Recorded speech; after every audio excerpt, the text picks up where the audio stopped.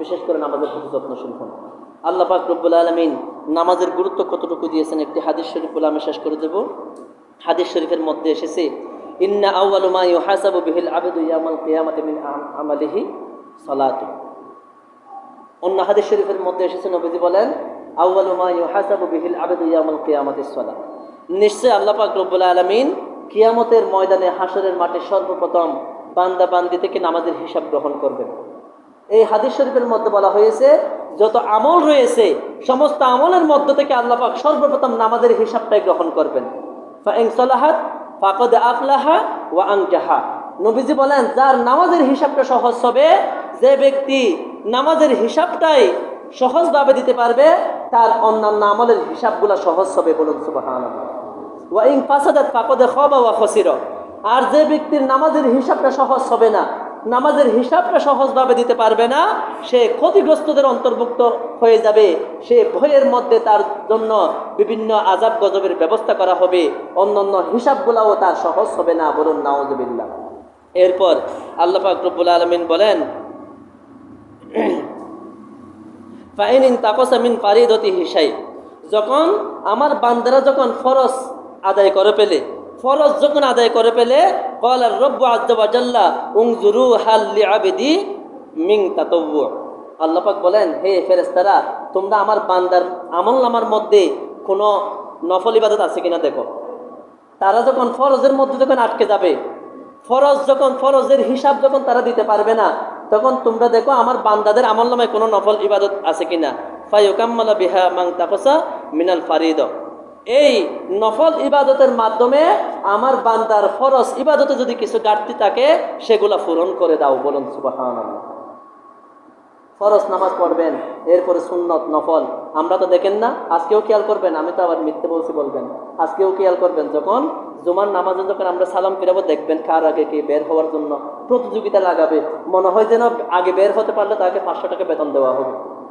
এইরকম আমরা হামুগুড়ি দিয়ে আমরা চেষ্টা করি কার আগে কে বের হবে। কিন্তু এখানে বলা হচ্ছে, উম্মত, তোমরা নফল ইবাদত করো বেশি বেশি।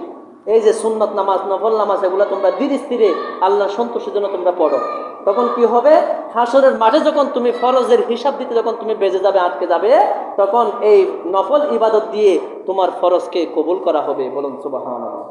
তাহলে আমাদের দরকার আছে না নাই? সমস্ত আমলের গুরুত্ব দেওয়ার আমাদের দরকার আছে। এরপর নবীজি বলেন, সুম্মা ইয়াকুনু সাইরু আমালিহি আলা যালিকা। এভাবে আপনি যত আমল করেন, প্রত্যেকটা আমলের হিসাব এভাবেই আল্লাহ পাক রব্বুল আলামিন হাসরের মাঠে করবেন। বলুন সুবহানাল্লাহ। আল্লাহ পাক রব্বুল আলামিন সূরা আনকাবুতের 45 নম্বর আয়াত শরীফের মধ্যে বলেন, উতলু মা উহিয়া ইলাইকা মিনাল কিতাব। ইয়া রাসূলুল্লাহ, ইয়া হাবিবাল্লাহ সাল্লাল্লাহু আলাইহি ওয়াসাল্লাম, আপনি আপনার প্রতি যে কিতাব আমি দিয়েছি কোরআন শরীফ, এই কোরআন শরীফ থেকে আমি যে কোরআন শরীফ আপনার প্রতি ওহী করেছি, এই কোরআন শরীফ থেকে আপনি তিলাওয়াত করুন, আপনার উম্মতদেরকে তিলাওয়াত করে শোনান। ওয়া আকিমিস সালাহ, এবং আপনি নামাজে দাঁড়িয়ে যান, নামাজ আদায় করুন। কেন নামাজ আদায় করবেন? ইন্নাস সালাতা তানহা আনিল ফাহশাই ওয়াল মুনকার। নিশ্চয় নামাজ মানুষকে অশ্লীল অশালীন সর্বপ্রকার খারাপ কাজ থেকে বিরত রাখে। বলুন সুবহানাল্লাহ। আপনার মধ্যে খারাপ অভ্যাস আছে, আপনি টিভি চ্যানেল ছাড়তে পারেন না, আপনি মদ গাঁজা ছাড়তে পারেন না, আপনি জুয়া খেলা ছাড়তে পারেন না, সুদ ঘুষ বেবিচার ছাড়তে পারেন না, মারামারি কোনাকুনি রাহাজানি সীমাটেলা আপনি ছাড়তে পারেন না। আপনি তওবা ইস্তেগফার করে নামাজে দাঁড়িয়ে যান। আমার আল্লাহ পাক বলেন, ইন্নাস সালাতা তানহা আনিল ফাহশাই ওয়াল মুনকার। নিশ্চয় এই নামাজ, তুমি যদি নামাজ হাকিকিভাবে পড়তে পারো, নামাজ তোমাকে সমস্ত অশ্লীল অশালীন খারাপ পাপ কাজ থেকে বিরত রাখবে। বলুন সুবহানাল্লাহ। ওয়ালা যিকরুল্লাহি আকবার। এবং আল্লাহ পাকের স্মরণ হচ্ছে সবচাইতে বড়। তোমরা নামাজে দাঁড়িয়ে আল্লাহর স্মরণ করো, এই ইবাদতটা তোমাদের জন্য সবচাইতে বড়। ওয়াল্লাহু ইয়ালামু মা তাসনাউন। এবং তোমরা যে আমল করো না কেন, আল্লাহ পাক রব্বুল আলামিন তোমাদের আমল সম্পর্কে খবর রাখেন। বলুন সুবহানাল্লাহ। কাজে আল্লাহ পাক রব্বুল আলামিন আমাদেরকে নামাজের প্রতি যত্নশীল হওয়ার তৌফিক দান করুন। বিশেষ করে 5 ওয়াক্ত নামাজ অবশ্যই আপনারা আদায় করবেন। কারণ বলা হয়েছে, কারো যদি 1 ওয়াক্ত নামাজ কাজা হয়, তাকে 2,88,00,000 বছর জাহান্নামের আগুনে জ্বলতে হবে। নাউযুবিল্লাহ। আপনি জোহরের নামাজ পড়তে পারেন নাই, আসরের সময় পড়ে দিয়েছেন, তখনও তারপরেও আপনাকে 2,88,00,000 বছর জাহান্নামে জ্বলতে হবে 1 ওয়াক্ত নামাজের জন্য।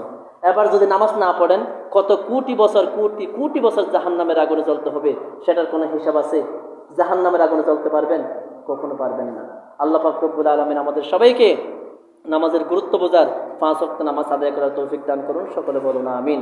আর আজকে মুহররম মাসের 29 তারিখ, প্রতি মাসের আরবি 29 তারিখ ছাদ তালাশ করা ওয়াজিবে কিফায়া। এলাকার কোনো ব্যক্তিকে হলেও আপনার ছাদ তালাশ করতে হবে। কেউ যদি ছাদ তালাশ না করে সবাই অমনোযোগী হন, তাহলে সবার কবিরা গুনাহ হবে। কাজে আপনারা ছাদ তালাশ করবেন। ছাদ আজকে যদি ছাদ দেখা যায় তাহলে আগামীকাল সফর মাসের 1 তারিখ ঢুকে যাবে।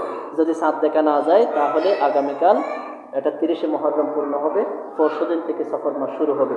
আল্লাহ পাক রব্বুল আলামিন আমাদের সবাইকে যতটুকু আলোচনা করেছি সে মোতাবেক আমল করার তৌফিক দান করুন, সকলে বলুন আমিন।